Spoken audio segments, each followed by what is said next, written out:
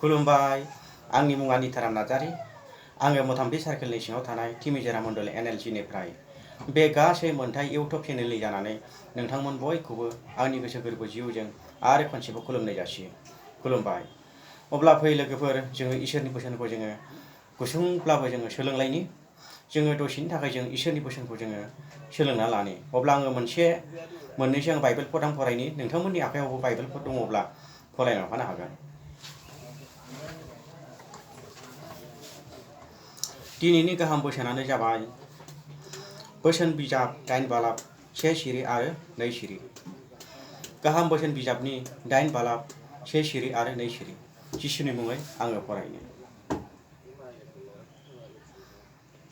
खोनासंदो, गियाना लेंहरदों, बिजिरनो हानायनि गियाना गोबारै गाबज्रिदों।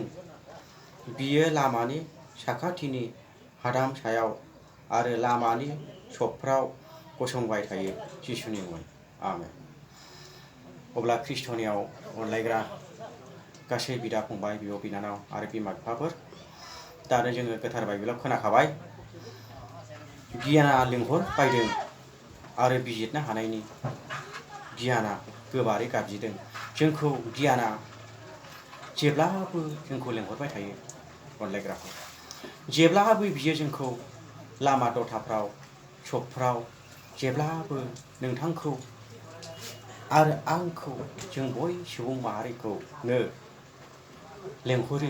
मानोना गियाना दिनैहाय गावनि बोसोनखौ लानो थाखाय आरो बै जोबनो गैयै सोरगो रायजोआव नोंथांखौ लांनो थाखाय। मानोना बै जोबनो गैयै सोरगो रायजोआव गोबांथार थाग्राफोर आरो नोंथांनि थाखायबो थाग्रा जायगा दङ। बेनिखायनो बे गियाना जेब्लाबो जोंखौहाय लेंहरबाय थायो। ख्रिस्टनियाव अनलायग्रा बिमा बिफाफोर, दिनै बियो गाबज्रिबायो लामा दथायाव थानानै बियो जोंखौ लेंहरबायो ख्रिस्टनियाव अनलायग्राखौ। दानो जोङो इसोरनि बोसोनखौ जोङो लानांगोन। जोङो बिनि बोसोन बायदि जोङो थाबायनांगोन। नङाब्ला जोङो बिनि बोसोन बायदि जोङो थाबायाब्ला जोङो माब्लाबाबो जोङो गियानखौ जों मोननो हानाय नङा। मानोना गियाना नोंनिफ्रायसो गोजान जालांगोन। अब्ला आं इसोरनि बोसोनखौ आङो गोलावथार खालामलिया। मानोना दिनै भिडिअ खालामनायाव गोबांथार प्रब्लेम जागासिनो दङ। बेनिखायनो आङो भिडिअखौ गोलाव खालामनो सानाखिसै। आङो उन टाइमफ्राव आङो गोलाव खालामगोन। मानोना नोंथांमोना जाब्लाबो जायाब्लाबो अननानैहाय आंनि बुंनायफोरखौ अननानैहाय निमाहा खालामदो आरो जाय मानिखौ लादो आरो जाय मानिखौ नोंथांमोना निमाहा खालामदो।